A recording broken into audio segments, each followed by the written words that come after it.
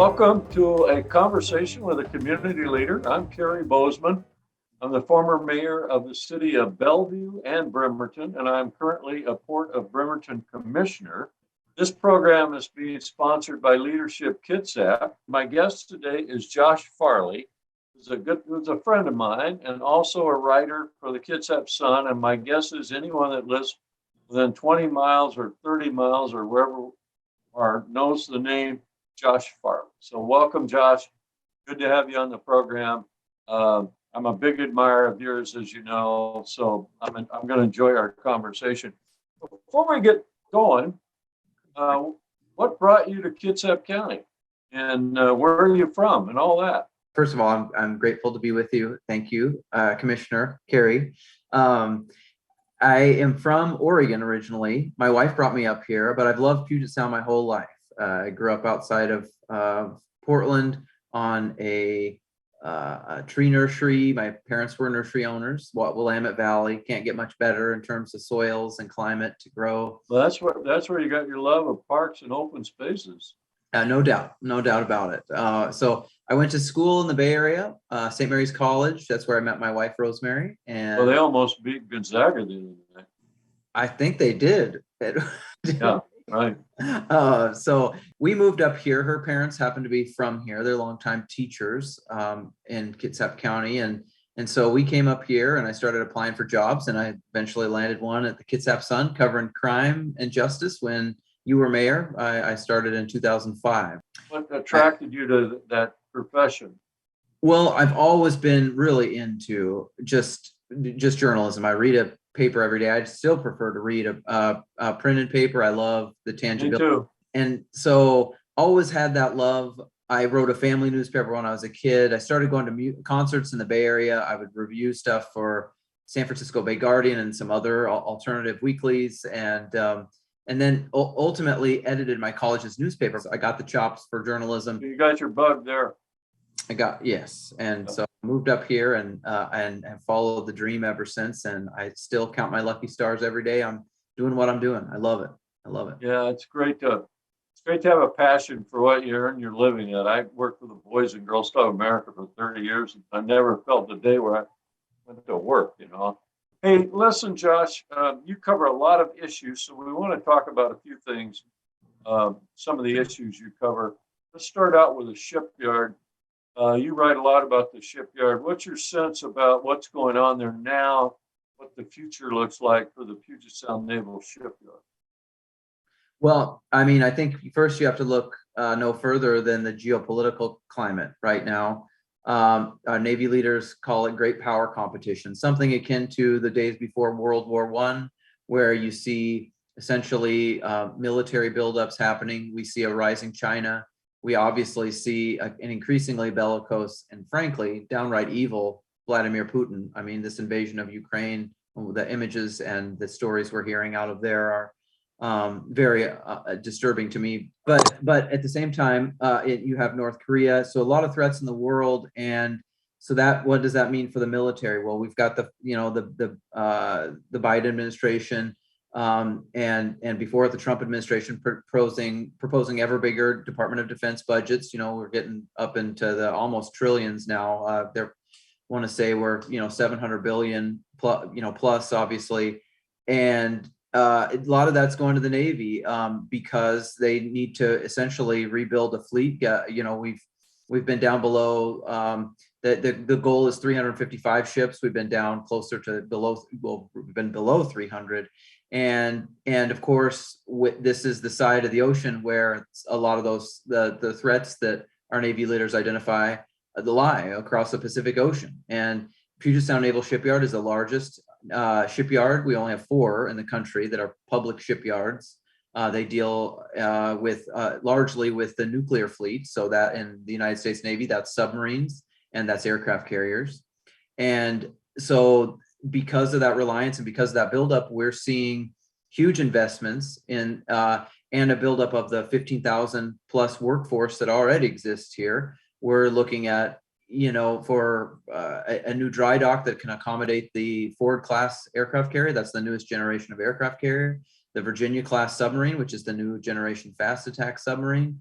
and just a whole, essentially a whole redevelopment and what they call optimization of the waterfront here in Bremerton. So I would say the next 10 years are, we're certainly on a growth trajectory for given the world, given what Congress is allocating for funding and for what it means for our shipyard and for our Navy, totally here in the North. And you know, it wasn't that long ago they were talking about closing some of these bases over here. Well, pretty obvious we're not going to do that. There's also a lot of money in the billions coming into the shipyard for renovation and rebuilding, and you know, it's an old shipyard. It's over 100 years old, and so who's going to do that work? Will that be work that outside consultants will do mostly, or contractors? There are already contracts going out. The first, chunk of billions of dollars are starting to be allocated for that. The Navy has, its plan is 21 billion over 20 years. That's all 4 shipyards though. That's Pearl Harbor.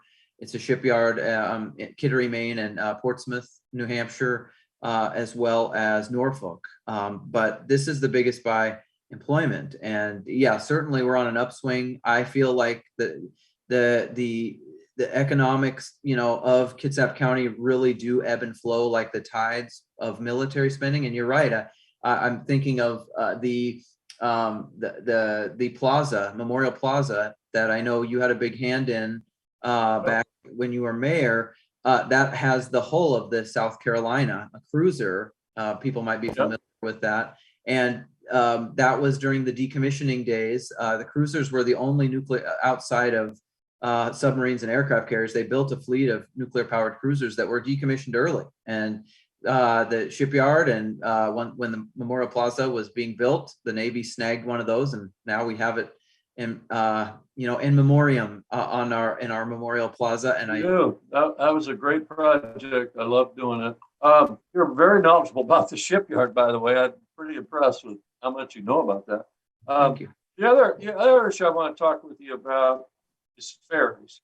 You do a lot. You write a lot about the ferry system. Bremerton, the ferry system's been in, I think, semi-chaos here for about a year. Half the runs don't run. They're late. They can't get people on the ships. There's all kind of excuses. Some of them real, some of them probably not. But Bremerton's probably been impacted as much as anybody. I remember the days a long time ago when there were 3 boats on the Bremerton run. We were getting a boat every hour. Now we probably don't need that now, but now we're down to 1. And so, what's your sense on the ship, the ferry system, and what's the future look like?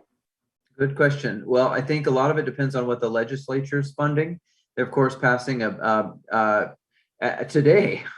We're voting. They're down in Olympia voting on a $17 billion package that has a lot to offer all over the state, including the ferry system. They're working on creating, electrifying the ferry fleet, at least starting using hybrid technology for now, and going that route. The one thing that I think lawmakers heard loud and clear this session, particularly as it pertains though to the struggles the ferry system have had, some of the worst struggles in the history since it was taken public in the early 1950s. But basically, where things began to go haywire had to do largely with a tidal wave we already knew was coming, which was retirements even before COVID. There are a lot, particularly amongst the ship's captains, the folks that lead these vessels back in Puget Sound. So, that was a real big, maybe something that our lawmakers, our leaders of the state. Josh, I know most companies plan for that. Every company's got people retiring. Right.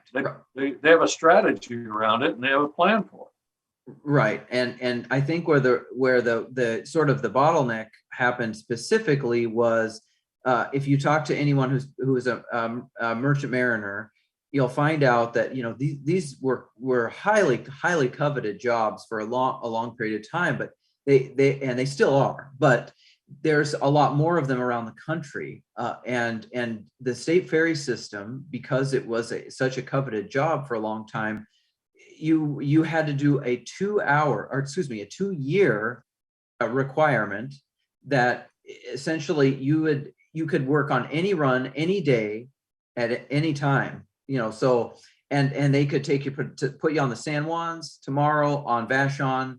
Maybe they wouldn't give you any work, maybe they'd give you tons of work, and you have to do that for 2 years. Well, that's not in today's job market. So what the legislators are trying to do is, and they've come up with a package of funding to essentially fill in more employment, make sure that on the front end, maybe tweak that so it's not so restrictive.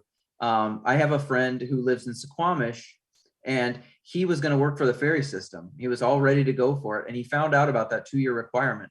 He's now working on a U.S. merchant marine vessel in Houston, Texas, or in Galveston, excuse me. Well, so on the Gulf Coast, and he'd rather do that job and commute from Suquamish every week, just stay down there. He can live on the ship, than work for the Washington State Ferries. He'd rather work here. Why is that? Because of that what you just described? Yeah, and so I think they've got to make some tweaks, and the workforce will return, but they're certainly going to. The other problem is that ever since the ferries used to be funded in mostly by the car tab revenue, and when the state got out of that and allowed the cities to use that for paving roads and all that kind of stuff, so the ferry system's been underfunded for 20 years. Right. And no. The problem we have in finding funding for the ferry system, in my opinion, is that little old Kitsap and our legislators are the main people fighting for this ferry system. Seattle doesn't seem to engage in all in ferries, and I don't know why. When I was mayor, I used to call the mayor over there all the time and say, "We need your help getting money for the ferry system," and he kind of, "Yeah, I know," but didn't pay a lot of attention to it. And then, so we're out there fighting that battle kind of by ourselves, it seems to me. Yeah.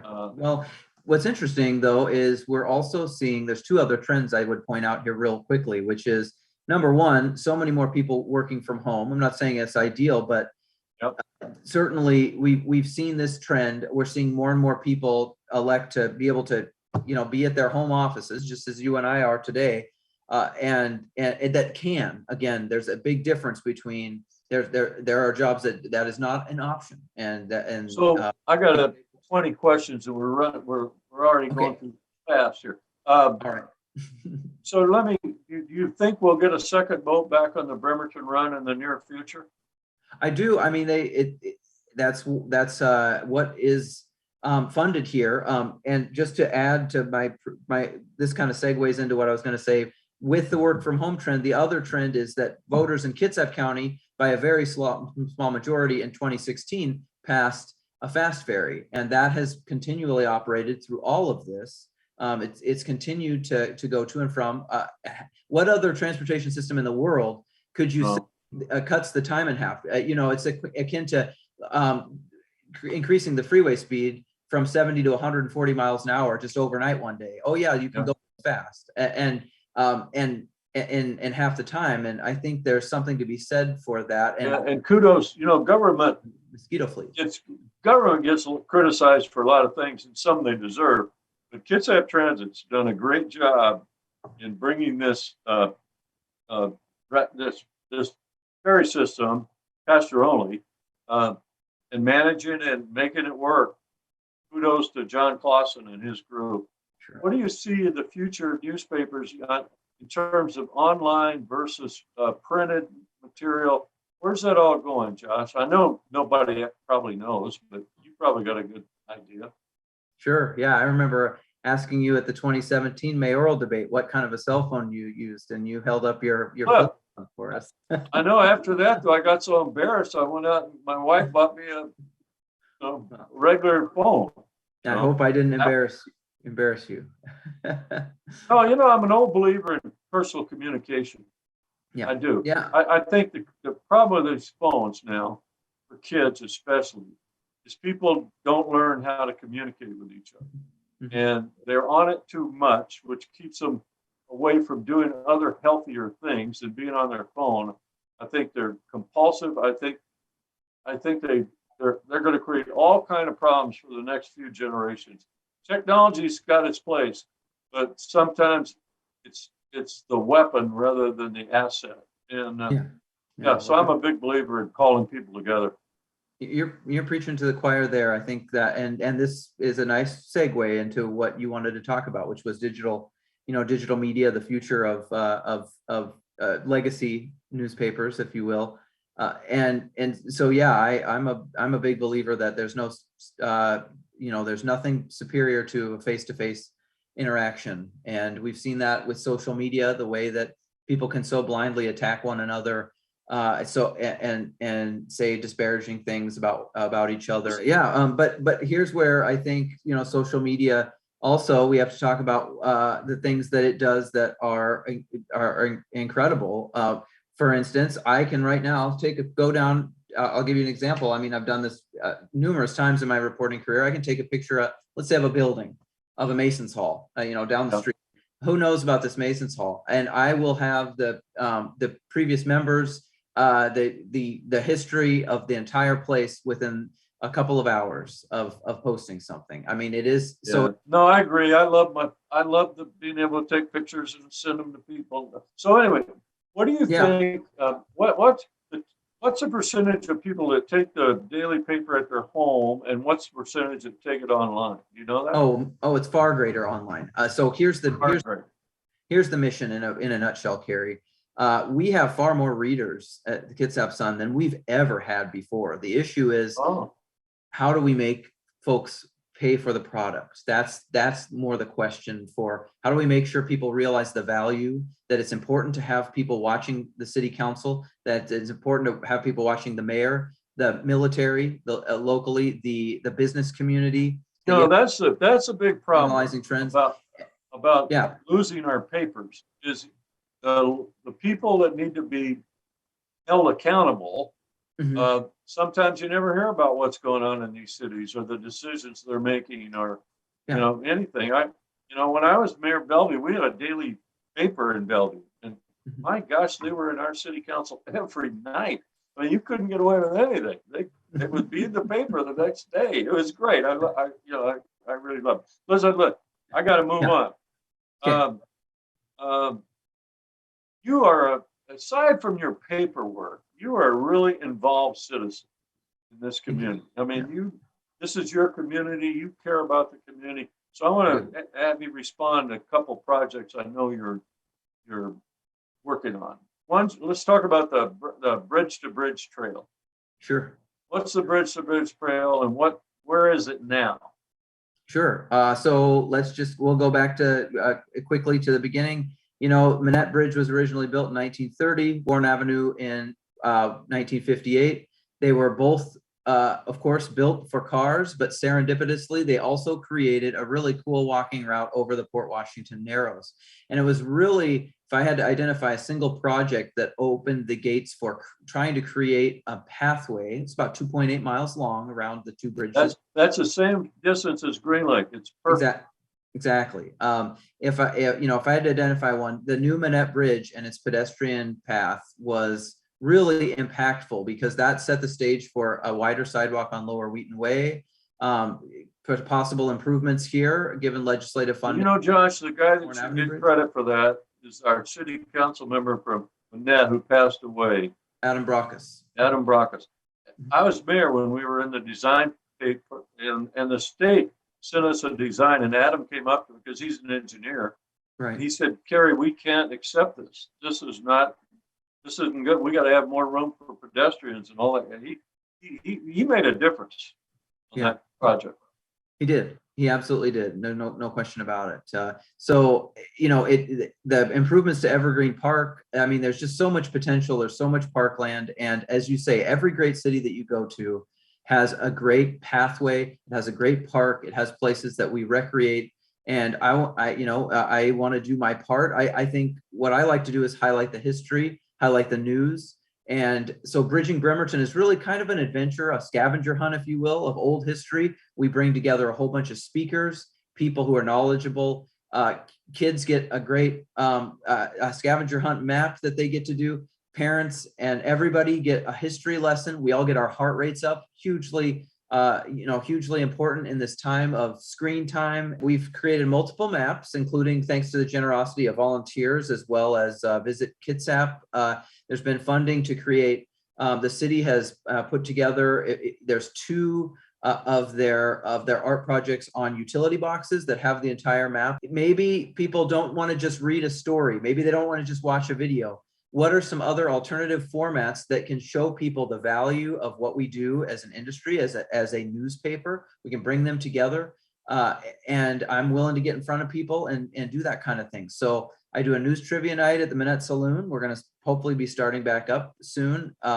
It's all dedicated to the news, and we have a great time with that. Again, it's just another way for me to help make sure that we have a community newspaper. I mean, that's really what this is all about, is it trying to ensure that we sustain ourselves. There's plenty of communities out there. They're called news deserts. We have names for them that they don't have anybody minding the store anymore. So I want to do anything and everything in my power to make sure that we are here and to make sure that community journalism survives into the 21st century. That's so important. I can imagine this community without the Kittitas Sun. What you're doing is just so important. Helping this community realize the value of this information opportunity we have with a newspaper and all that kind of stuff. Let me ask you a question. You write lots of articles every week. How do you decide what you're going to write about? That's the secret. That's the secret sauce right there, for sure. I often think about how journalists, that we like to paint, that everybody comes from, the view from nowhere, objectivity. Are we biased? Are we not biased? And there's a great debate about that. But I think that you show more of your bias on what you do choose to cover versus how you choose to write about something, because there's so few reporters that are working, and we show our true colors. I generate a list of stories. I put them in my back pocket. I write them down on a piece of paper. I have them on a list. I have lists everywhere of this would be fun to write about. I ruminate on stuff. Rarely am not thinking about what would make a great story. So I generate just long lists of stories, and I run them by my editors, and of course they give me feedback on what they think would be good and not good, and I try to just prioritize them into what I think this is the most pressing issue of the day. I need to get on this, and vice down the list. You have a lot of people call you and suggest things. Oh, absolutely. I get stories all the time, and those, I tend to, I would say those are the vast majority of, sometimes I love to walk around town. I pick up a lot of story ideas that way. Just talking to neighbors, talking to you, talking to people in the community. Do you have a special territory you cover, or areas that you cover specifically? Yeah, I cover Bremerton, Central Kitsap, and the Navy. That's my, that's a big job. It is, but sure. You're a leader. This program is about leadership. How would you describe your leadership style, or how do you create these opportunities and these changes, and how do you get people to work with you, which I know you do, you're great at? How would you describe your own leadership style? Sure. I think it's all driven by two things, by curiosity and enthusiasm. That's great. I think it's really about having a curious eye, because what I have always noticed is that if I see something, no matter what it is, driving down the road, something, just a restaurant in the community, whatever it is, something that's going on, if I have a question about it, chances are other people do too. Yeah. And it starts, you got to trust that, because it's really true. So true. Raj, is there anything I haven't asked you you'd like to share real quick? Sure. I thought, I want to highlight just, I spent a lot of my pandemic in this little forest here in East Bremerton that. Yeah, I went on a walk with you. Yeah. I was really glad to take you through Madrona Trails. It had some issues a couple of years ago, a lot of trash, trails that were unsafe, and we've cleaned the whole place up. And I'd love to have your viewers on April 9th. We're going to have an event at 10 a.m. at the Madrona Trails, and I invite anyone and everyone to come check it out with us. It's a beautiful time to be in the forest. The Madronas will all be blooming. They bloom these beautiful white bell-shaped flowers, and the dogwoods will be blooming. There will be, it'll just be a really pretty time to walk through the forest. Only about a mile walk, and we'd love to have anyone who'd like to come.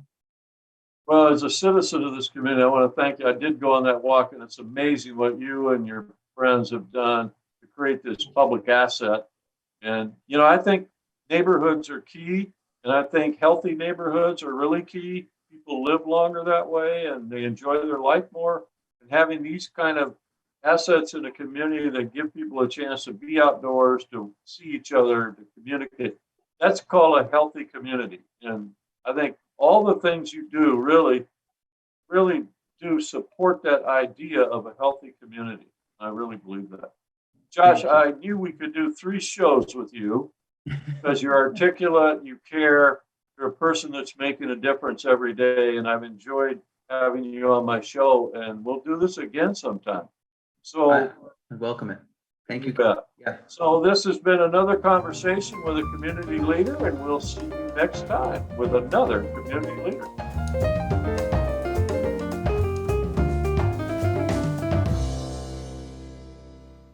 Leadership Kitsap is our community's civic leadership program.